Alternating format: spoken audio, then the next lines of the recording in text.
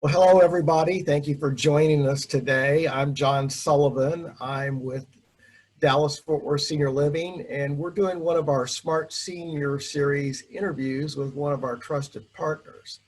Today, I'm going to be interviewing Brian Ramon from MBR Guaranteed Foundation Repair. So, Brian, how you doing today?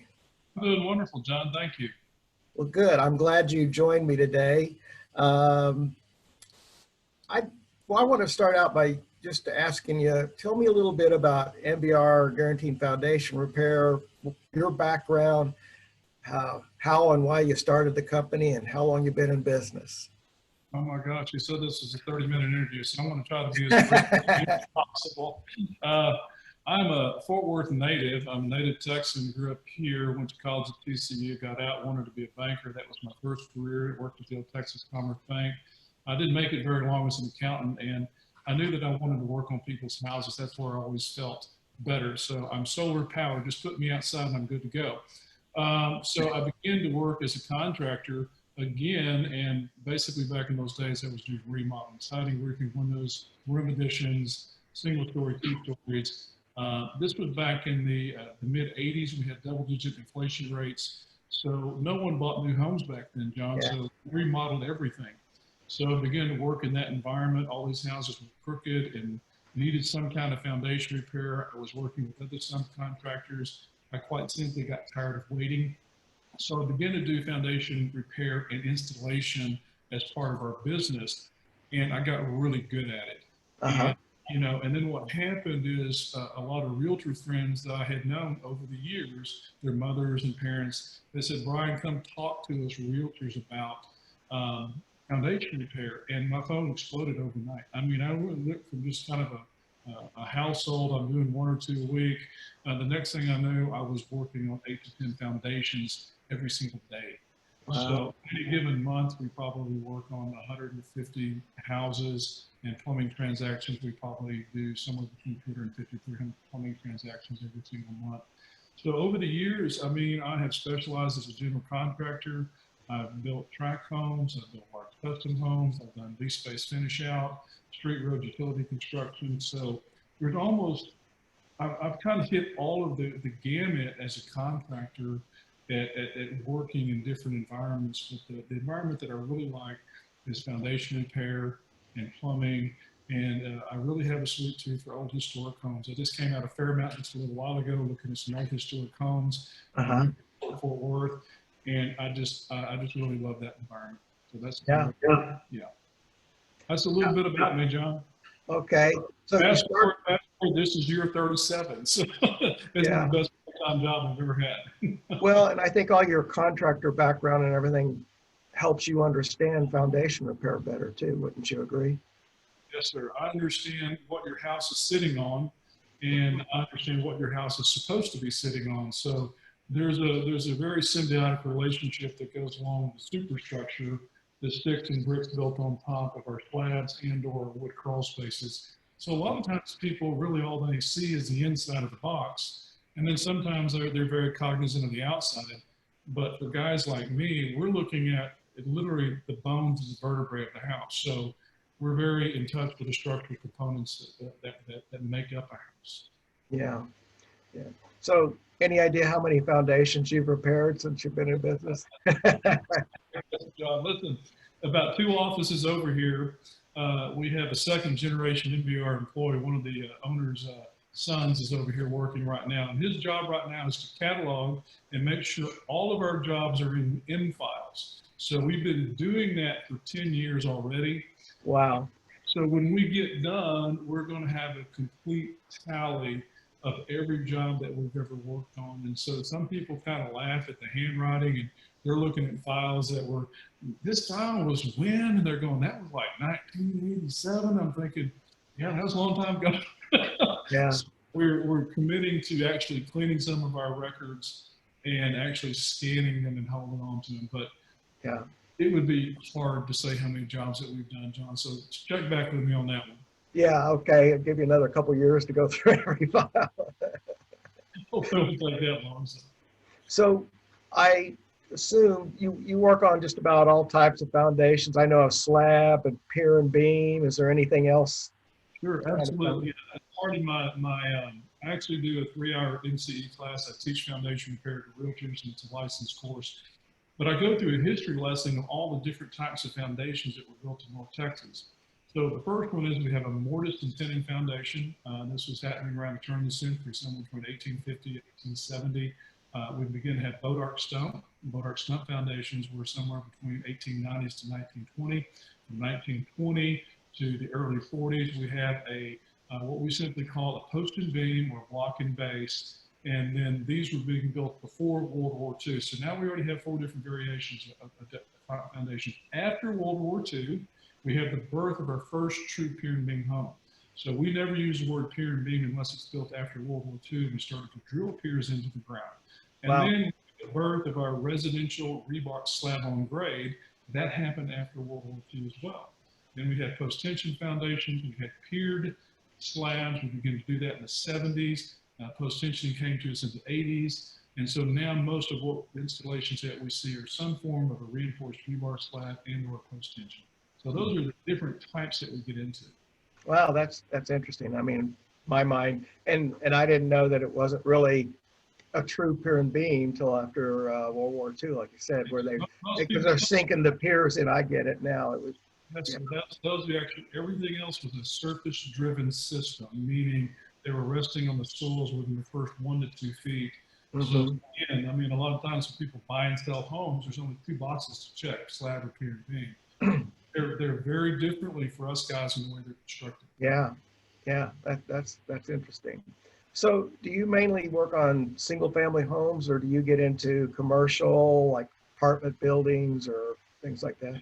Yes, sir, we do that. We do single-family homes, we do condos and townhomes, apartment complexes. We get into smaller commercial buildings, 2 and 3 stories. After 3 stories, I'm pretty well done. Yeah. We do some, warehouses, tilt wall construction types, but usually when those concrete walls get above 20 feet, we're pretty much done. They become almost too heavy really to manage effectively with the pier. Sure. Yeah. We kind of hit the gamut on most of the stuff, but the bigger stuff we leave for some other guys. Yeah. I've been in some I think there were apartment buildings they made into condos around the area, and they definitely could use your help. Some of them I've been in. What are the signs a homeowner should look for that indicates foundation problems? You got it. Typically speaking, when houses aren't happy and there's some kind of structural instability, what we get into are different forms of cracks. There's a distress pattern that goes along with foundation movement. So typically we see cracks in the exterior surface, the bricks. We begin to see around the windows and the doors, we see gaps in the caulking, we see gaps in the mortar work. We begin to see doors that do not fit properly. They're hard to open, hard to shut. Same thing with the windows. We begin to see distress in the drywall, cracks above and the doors and the windows below them. We see actual drywall cracks in the ceiling. If floor coverings are removed, and we get a lot of phone calls, people putting down carpet or new tile, but we can see pressure cracks in the foundation. And sometimes they're indicative of foundation movement, sometimes they're not. But a lot of times when we have tiled surfaces, the cracks are typically very linear, or the mortar begins to separate, the grout begins to separate from the tile, and we can see that it's sliding laterally. And those are pretty good indicators that there's foundation movement. And sometimes people, I just left the house a minute ago, and you get dizzy. And you walk in the front door and you walk to the right and you're stumbling to the right, and the house is down about 4 inches on the front wall. And you're going, what's wrong? Well, as soon as you measure these floor systems with copy levels and some of the devices that we use, you realize there's 4 inches of diselevation over about 9 feet. And let me tell you, anybody's going to get dizzy because you're going to be trying to catch your balance. So again, those are extreme cases, but cracks and distress are the most typical things that we run into. Yeah. How about floating doors that won't? Yeah, doors that don't shut. Like room doors that don't stay open or shut. Yeah. They have the cast iron bowling ball behind the door because it swings and opens by itself. It ghosts. Sometimes people, they will cut the doors and there's a pie-shaped wedge missing above the doors. And then the strikes where the door locks meet the actual jam. Oh, yeah. And move that strike up and down about 6 times. It looks like a piece of Swiss cheese. Those are really good indicators that there's seasonal foundation movement going on. So if somebody suspects foundation damage, how do they find a foundation company, or what are some suggestions to look for when they're looking for a good company?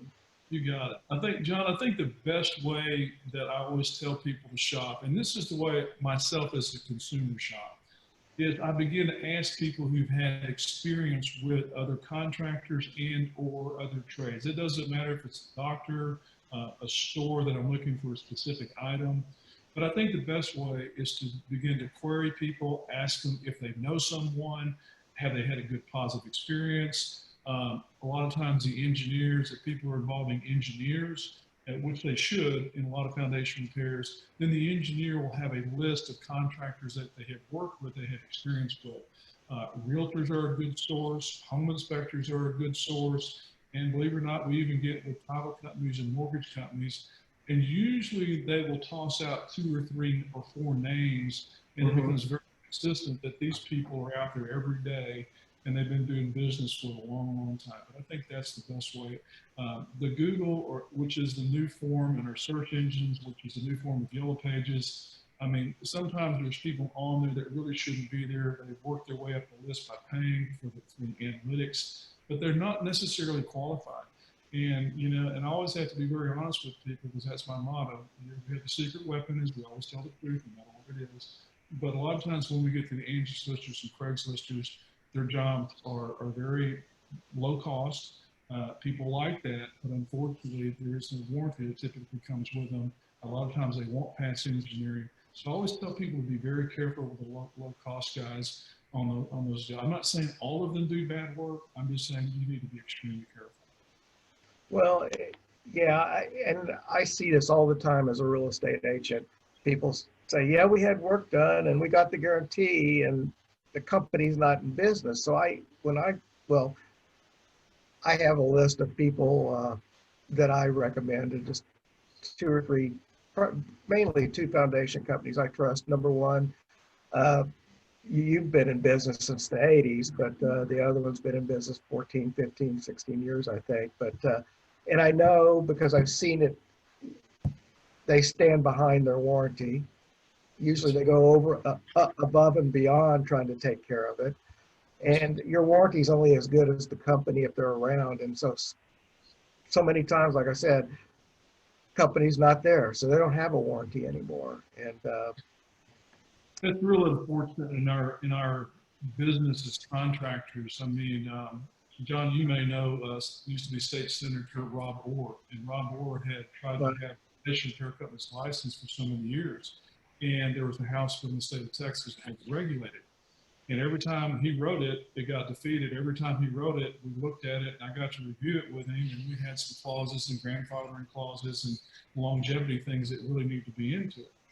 But it's like, I don't understand why foundation repair contractors aren't regulated. And I'll stand on the stump, and I will be the first one to go stand in front in this Capitol with my license in hand. Because we have realtors who are licensed by track. We have home inspectors who are licensed by track.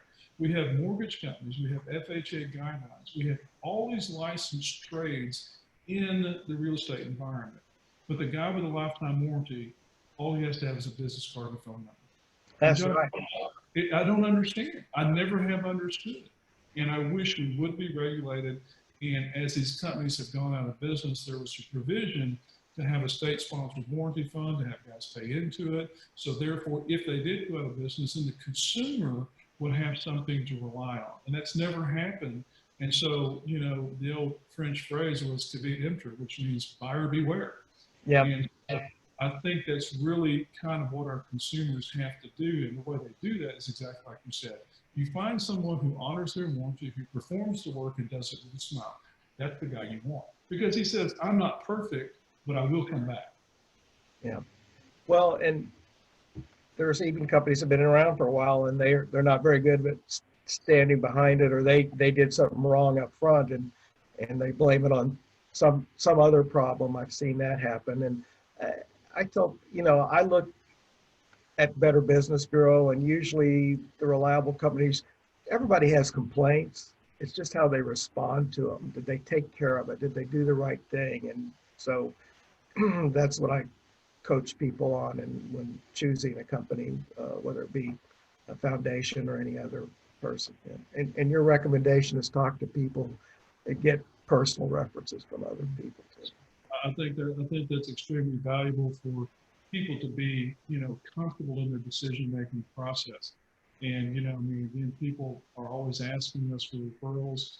And, again, we have a litany of referrals, but we want to make sure that, they know what they're getting into. Foundation repair is not an exact science. It's repair by definition. So Yeah. the whole idea of perfection has to come down, and there's a compromise between what the customer will accept as well as what anybody can do to perform on that property. Yeah. So this middle ground has to be met. Consumer expectation met with contractor reality and what can be delivered on those houses. And if you do that, then you get a pretty good reputation. And if you don't, and you're over-promising and under-delivering, then again, you're the guy with the 47 BBB complaints that haven't been answered. So. Yeah. So if someone suspects they have foundation problems, they may be like me and are procrastinators, or some people are scared to find out what's going on. So what's the chat, if you ignore it, what happens? I mean, great question. It gets worse. But I've got 3 of my friends that are dentists, and I always refer to it. It's like going to the dentist. Well, doc, how bad is it? How many cavities do I have, or whatever? How many root canals, or whatever? But long story short, I think a lot of people procrastinate from fear because they've heard, hey, foundation repair is $15,000 or $20,000. Okay, that's not true, John. The average foundation repair is somewhere between $4,000 to $6,000. So it's usually not that bad. But if it goes untreated, it's like anything in life. If it goes untreated, then it leads to further problems and it gets more extensive. Yeah. And I think some of the big things that we have to contend with in there are slab systems, and even some, wood crawl spaces and pier and beams, it's plumbing deflection. So when the foundations begin to move, the pipes take the hit, either PVC or cast iron. And let me help you out, guys. Old cast iron is not forgiving. It's just not. So as these houses begin to move, then move a little bit, the pipe not break. And you may be able to move the foundation back and have no bad issues. But when you have 3, 4, 6 inches of diselevation, the house I just left in Fort Worth that had 4, and you're going, I've got to lift this house. So what are the chances of cast iron plumbing problems on this house? Let me help you out. They're probably going to be about 80%. Yeah. But there's going to be a problem because they just simply waited too long to do anything. Yeah. The foundation work is $6,000, but the plumbing work is $10,000. That may be the case because unfortunately cast iron, and people didn't notice when they began to build the houses in the 50s and 60s, is cast iron was a derivative of pier and beam construction. So wood crawl spaces got cast iron. It's all they had. Yeah. So cast iron inside of the concrete slab or in the soil, so it began to rust at a high rate from the inside out and the outside in. So it was rusting both directions. And they didn't know it was only going to last 50 or 60 years. So when you get to homes that are built in the 50s and 60s, the cast iron systems have pretty well, their life expectancy is over with. It's unreasonable to expect they're going to make it another 30 years. They're just not going to make it. Yeah. So when your company goes out to evaluate somebody's foundation, talk a little bit about the process. You got it. Typically people will call in, and depending on their scheduling demands, I mean, most of the time that happens in 24 to 72 hours or whenever it's convenient for them. The appointment is usually, it's done in 2 phases. The exterior of the home, we typically want to look at that, get an overall feel for slope, grading, drainage, southwest.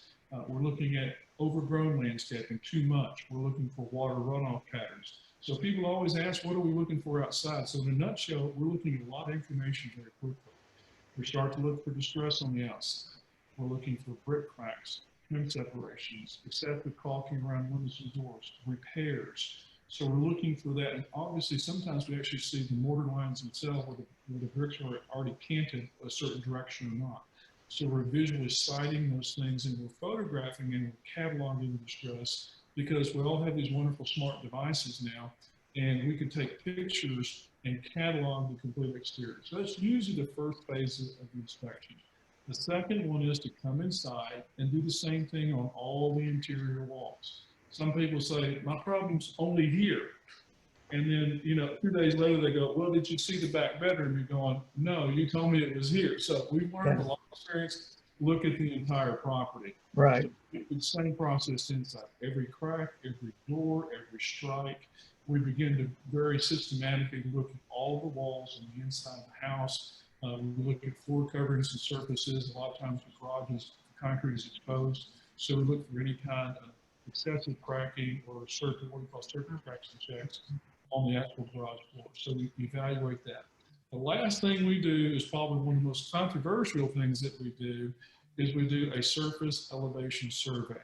We begin to map the surface of the slab. We measure this with basically a glorified water level, and we begin to get an elevation survey to see the position of the dwelling. It could be a pier and beam, it could be a slab, but we're trying to get the contours and the levels on the floor to get an idea of how it was constructed, and we're trying to look for what we call deflection. And so if you're familiar with your statistical analysis classes and the stats, we have range, median, and mode. We take the high, the low, we throw it out, we get the median, which is how the house is built, and then we have numbers that run askew. So usually we'll have numbers that run askew coupled with physical distress, and these are the areas that need to be worked on. So level B engineering inspections, which is kind of what we perform, even though we're not an engineering company, we're doing exactly the same thing that the engineers are, because this is what they're looking for. We're doing the same thing.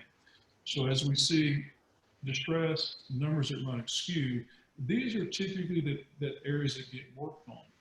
And for example, mathematically, let's just say you have a 3,000 square foot home that includes the actual garage. The living space is 2,600 square feet.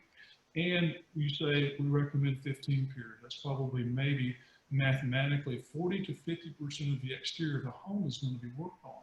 So the rest of the home doesn't need work. The package of work is only where you have the deflection and the numbers that run askew. So again, most repairs are partials. And so this information is presented to people, and they can kind of make a decision and an agreement that this is the affected area. Sometimes they go a little further. They want to hire an engineer for a confirmation process. Here's our report, have the engineer come grade our homework. It happens every day. And so if there's consensus, then usually people will proceed and do the work. And if there's a direct conflict, that's usually where things stop. So sometimes people want to get a bid from one company or a bid from company C, and they try to get these things and overlay them. And the companies are in disagreement. Maybe one guy says 12 piers, the other guy says 13 piers, one guy says 9 piers. Who's right? They could all be right based on their pier spacing, their method. But if the work area is clearly defined and the starting and stopping points are pretty uniform, then you know what, there should be, again, there becomes this consensus about what work needs to be done. So sometimes opinions help, sometimes they actually hurt a little bit. Yeah, and I was going to say, what do you think about multiple opinions? And a lot of times it's a good idea, but then I've seen there's some, frankly, I think there's some companies that are overdo it. Maybe because it's yes, sir. I would make more money on it, to be frank. I tend to agree to. I'm working on the property address right now today as we speak, and the seller's realtor and the buyer actually hired the engineer. So he hired the engineer engineered the property, and we looked at it and we went to go work on it. And what happened was I really truthfully believed that the home was over-piered, and there were approximately 6 piers too many. But the buyer wanted it, and this was the engineer, and the seller was going, I'm going to pay for it. Please get me out of the house. And it's great. We're going to go to the title company. But I think sometimes there's too much work. And sometimes there's not enough work. And this is where that word consensus, I mean, Yeah. if the work area is defined, then, you know, the piering methods, is it steel pier, concrete press, then, you know, we should be, you know, cost sensitive, but not at the sake of the structural integrity of the home. So Yeah. yeah, we have to weigh both of them very carefully, but we always have to really do what the house is asking us to do, because some of them, you know, you just can't stop midway down some walls, especially if you're on the downslope. You have to go to the corner. You can't just leave Right. some of the areas uncovered and saying, well, yeah, that's where the damage, I got it. But, you know, structurally, sometimes you really need to complete the plane of the wall. So this becomes kind of the issues that we begin to split hairs with when company A says you need 12 piers and company, you know, B says you need 14 piers. He may be completing a wall that really needs to be completed or something has been omitted. So again, you know, a lot of these things have to be worked through before the ultimate decisions made. You know, I know that one thing as a salesperson is when there's confusion, people aren't going to buy anything. You know, it doesn't matter what it is, they're not going to buy anything. Yeah.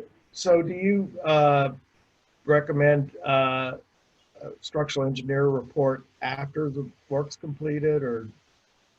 I'm kind of from the old school, John. You know me a long time. I believe before, during, and after. So you remember old FHA days. We had the inspection, the intermediate, and the after.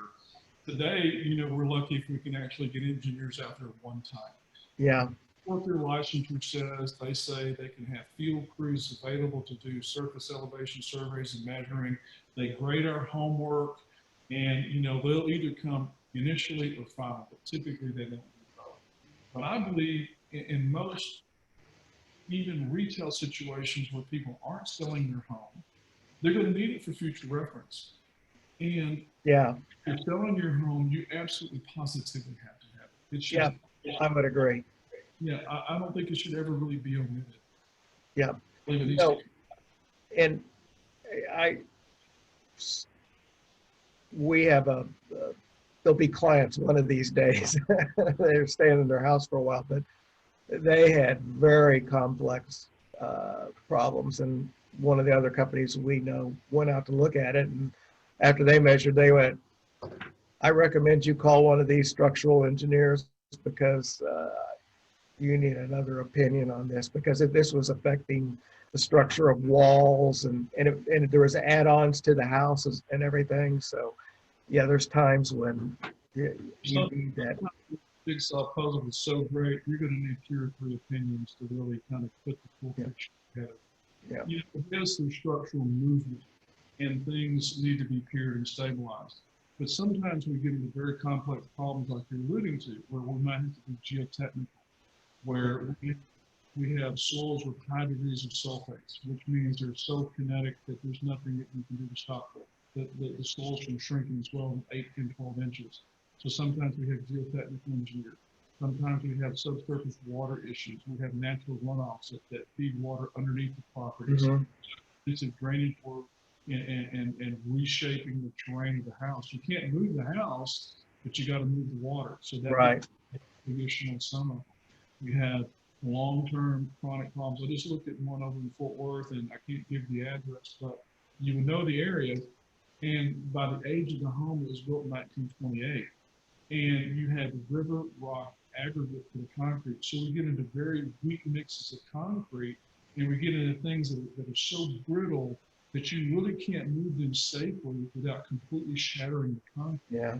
So those complex problems, do we really work on it, or should we just leave them alone and go, this is it, because it would be too destructive to work on? So sometimes you get to these situations where people think, hey, we'll just throw some piers on it. It's like, no, it's 1928. I mean, you try to push and manipulate this, you're going to completely damage the concrete that's left remaining. It's been almost 100 years. Yeah. So do you use different methods? I know there's concrete piers, steel piers, injection, mud jacking, all types of methods. Do you I'm going to run through a glossary of foundation repair terms. Yes, the most common we have is a concrete press pier.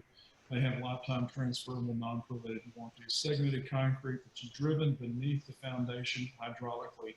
A lot of times people think they're going to be pile drivers, like they're going to hammer it in. No, your hydraulic pushing it into the Play-Doh pit. You know, a lot of times people look out there at their yard and thinking, well, I'm building on a solid foundation of rock. No, you're sitting on dirt. So concrete press pier, steel pier, same thing, segmented steel driven hydraulically beneath the foundation. And the reason we opt for one method over the other one is the actual weight of the structure coupled with the soil depth.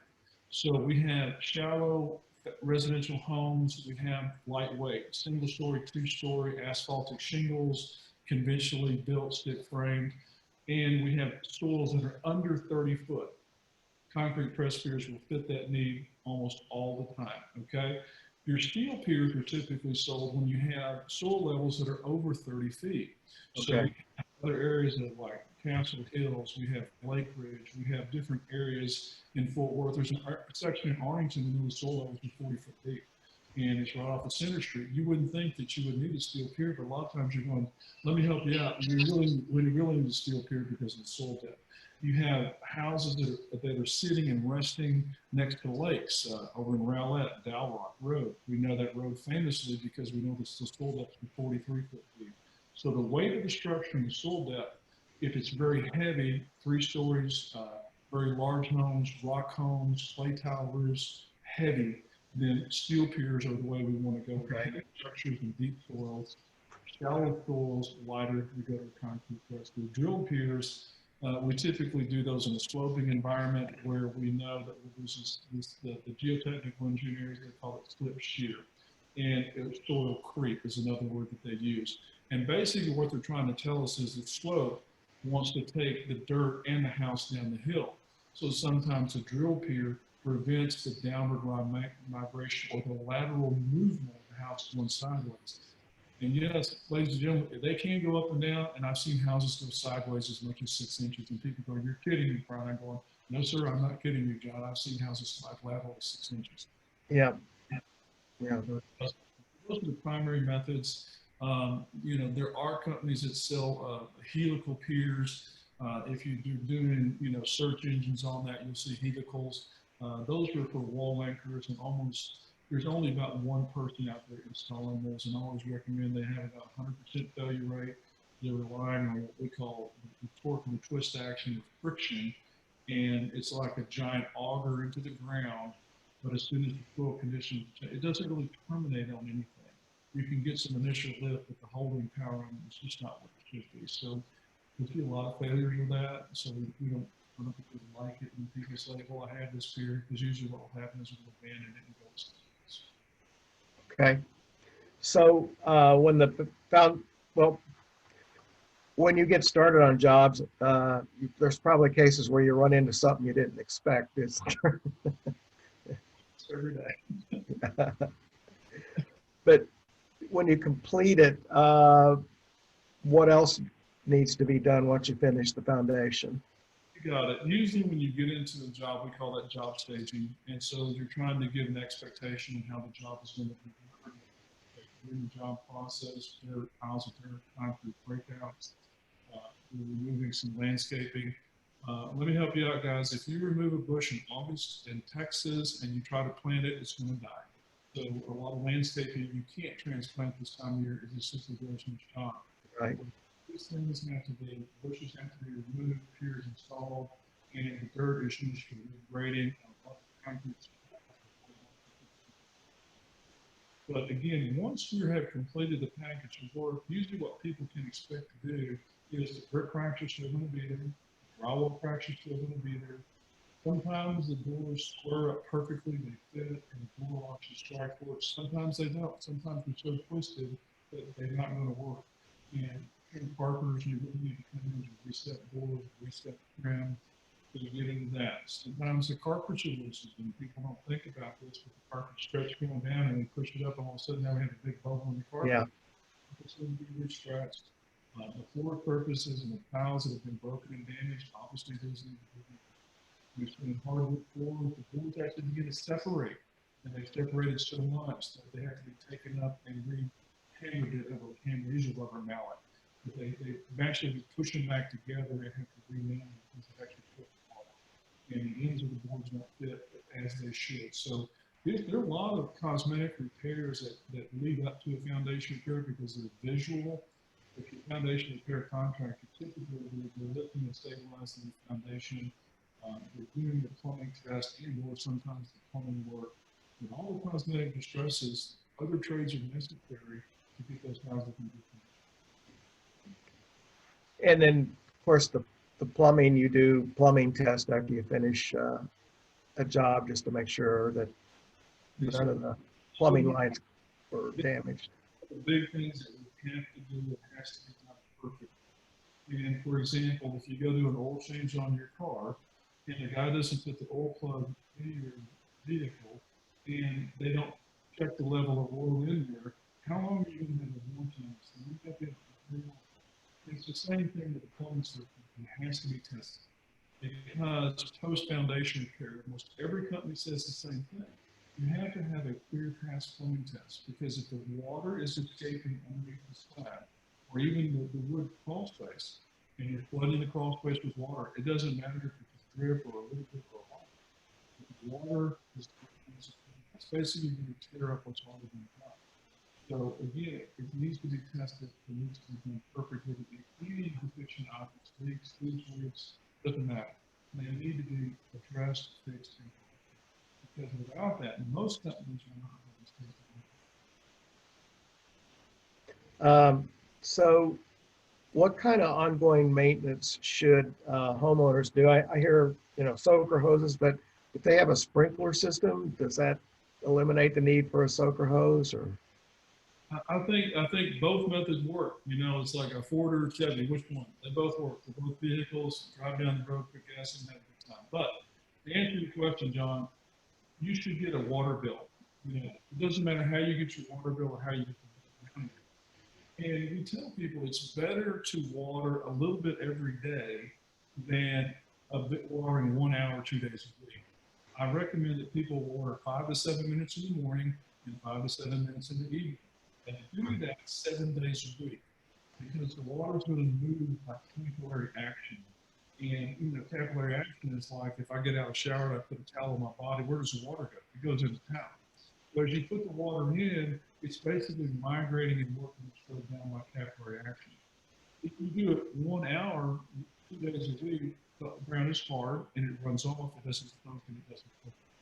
And that's really what we want. So the controlled watering is to irrigate a cube of dirt 6 feet away from the house and 6 feet down. And if you can do 6 feet away from the walls and 6 feet down, you've done everything humanly possible to do that.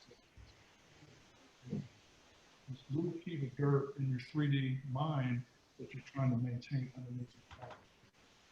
If your water bill is typically $100 a month, and that's just making up a number, but we get down to late June, July, August, September, no rain, and it's hot, it's dry, and the ground's cracking.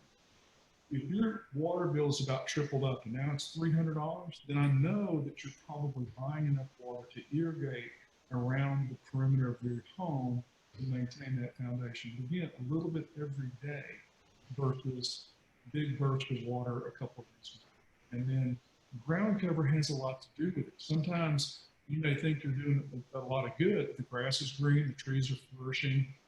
They're competing for the water. You're keeping them alive. mm-hmm. Mulch, grass up against the foundation. It needs to be covered because if it's just plain dirt, you can irrigate the dirt, but before the next 3 or 4 hours, it's all going to evaporate off. It's never going to soak in without having some kind of cover. These are part of the landscaping issues that we get into with people to help remediate some of the reasons that we might have come there to do foundation repair. But the corrective action a lot of times is landscaping improvement, landscaping mitigation, meaning taking large things down, trimming, pruning. Small bushes need less water, big bushes need more water. Yeah. It's very basic, but sometimes just reducing and minimizing landscaping will be more productive. Yeah. Well, I know that you and other companies offer lifetime guarantees, and just to clarify, a lot of people think you go in and you repair a certain area and you you give them a lifetime guarantee. There's people that think that means the whole, everything in the house is covered. It's only the area you work on. Is that correct? Call that the 3-year, 30-month bumper to bumper. It's like, I just bought a new car, everything's covered, right? Yeah. But there are exclusions, but the warranties are, again, we talked about it, are for repairs. The warranties are only for the work that's been performed in the area that you performed. So if you go to the right corner of the property, and 5 years later, the back left corner of the property begins to move, this is a whole separate issue. It's not to do with what's in the front. People think, well, you're going to put more piers in, I'm going to get a plumbing test for free, and if I have cosmetic damages, you're going to pay for all that. It's like, no, it's only the area that we work on to lift and elevate the slab to keep the horizontal position. And that's what we're all. And what does that really mean? It means we're trying to hold whatever we lifted 1 inch. I'm going to hold my fingers up, guys. This is 1 inch. You've got to get the foundation in 1 inch. This is our 1 inch. So the wet and the dry season, we're allowed a little bit of fluctuation. But any more than that, it needs to be repressurized, relifted, and retightened up. And a lot of times, we're trying to even hold it to about half of an inch. Usually, lean under the tip if you get a lot of physical distress, you may get a hairline. But come on, guys, this is what your foundation guys trying to do. We're trying to hold your house to about this number during flood season and the Texas drought season. So balancing act that we're trying to do. Yeah. So are there any other questions I should have asked you, or any other tips or comments that you have to make? I don't, John, it's hard to say what people want to hear other than, foundation repair is more art than science.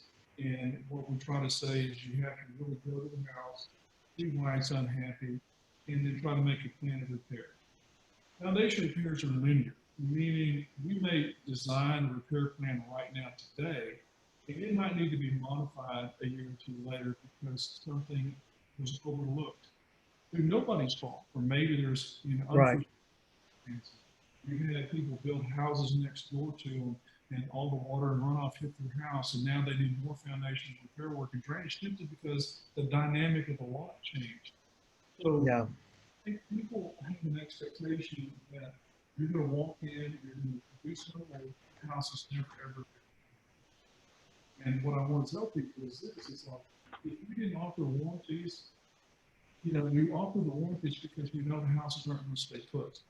Meaning we know that there's going to be seasonal fluctuations. And so this is the art, the science, and the balancing act of trying to hold these houses steady, maintaining your customer service and a good reputation at the same time. And that's a mouthful, John. To make this happen year in and year out, we're trying to make some of these houses unhappy. People always ask, are there homes that are irreparable? Let me help you out. Yes. There are some houses that we get to have them. Our mesh slabs are completely busted out, have no structures to whatsoever. We find homes with so much rot in them. When they get to about 60% rot, it's kind of like your car.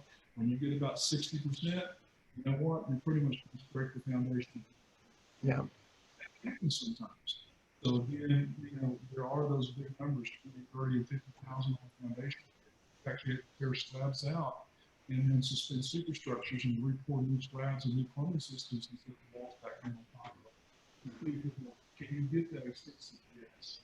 So, anywhere from a small, my front porch is moving and my plumbing's tilted to tearing the house completely out and rebuilding it. Somewhere in there is a foundation repair. Yes, there are homes that are irreparable, and sometimes, again, we just have to be honest with people. It's like, we're not going to take your money. This is not a home. I saw one the other day, about 2 weeks ago.